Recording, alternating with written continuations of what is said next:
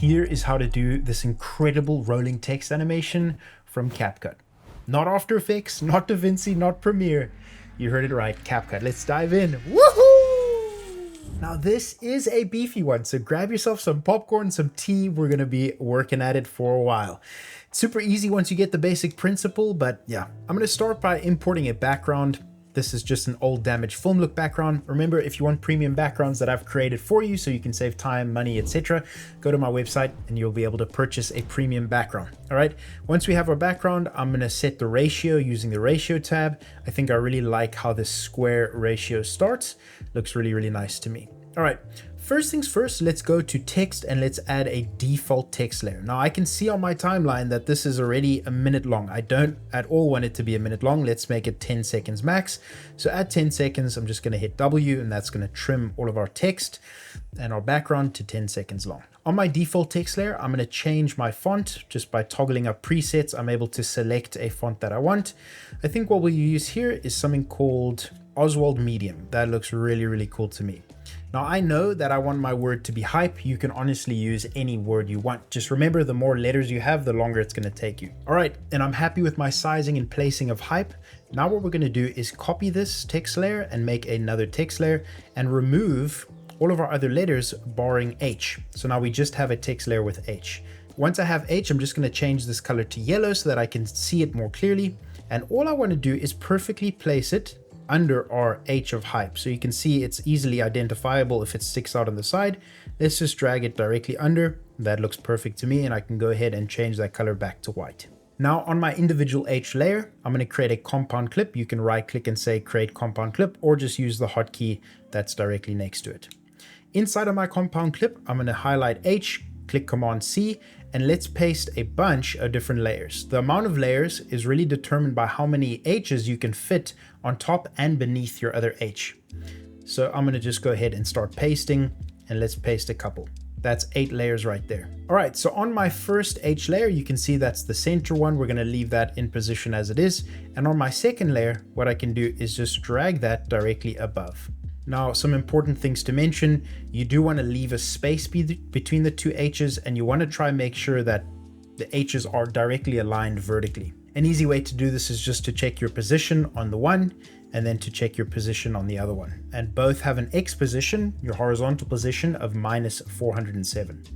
All right, so for our third one, what we're going to do is actually drag that underneath. And what we want to try and do there is make sure that our position is -407, so I can see that it's not, and try keep the space between your H's exactly the same. It doesn't need to be perfect, but that looks almost perfect to me.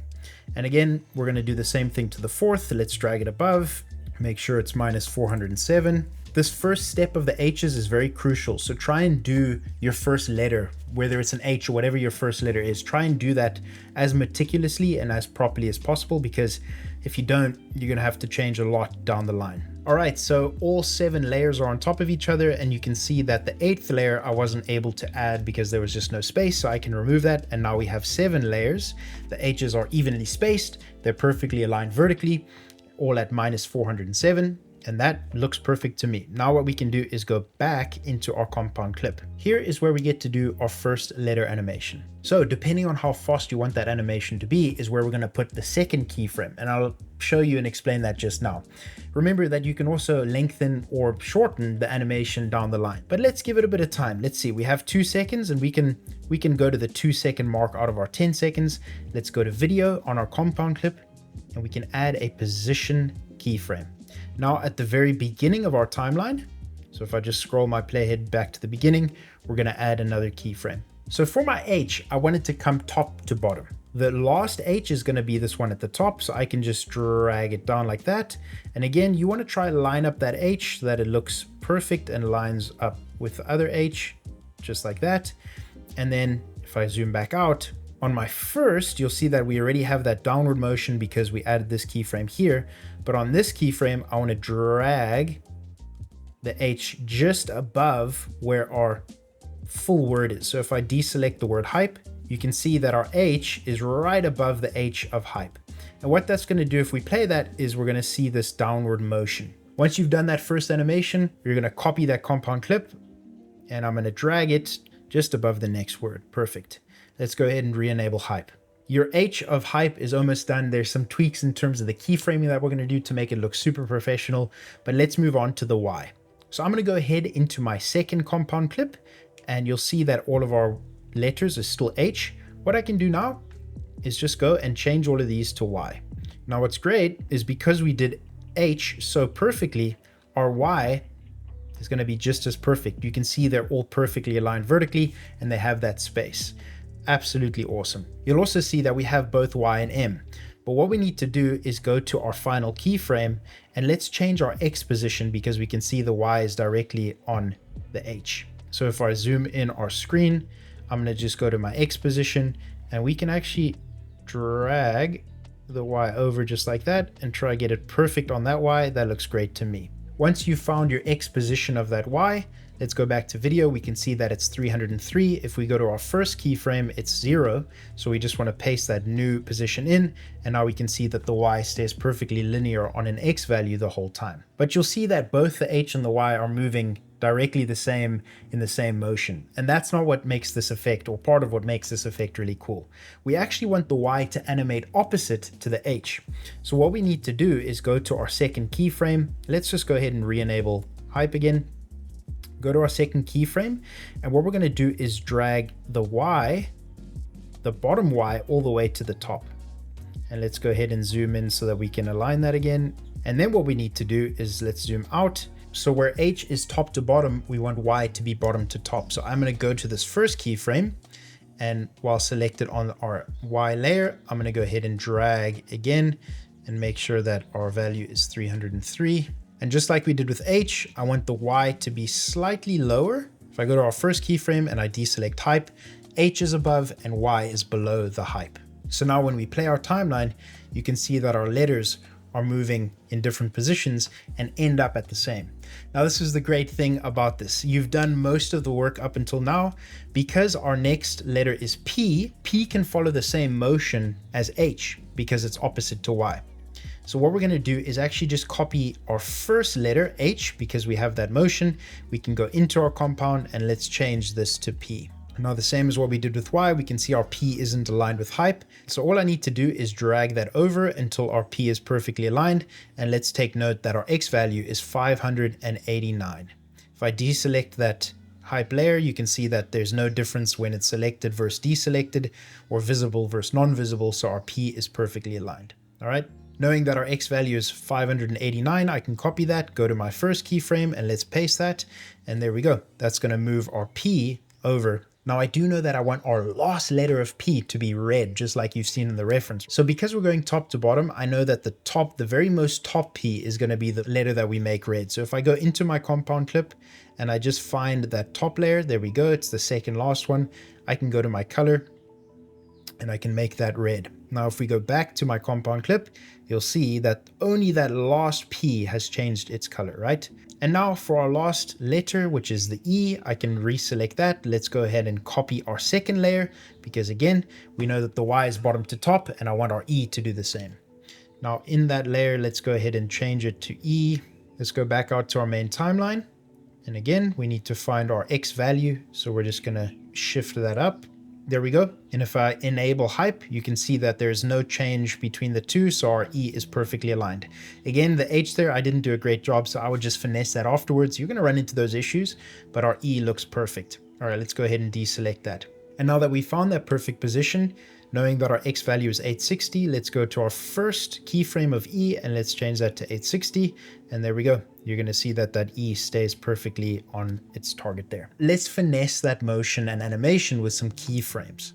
On our top compound clip, I'm going to say show variable speed animation. And because we're only changing the Y value, I'm going to double click on Y and you can see there's a straight line there indicating that our motion is linear.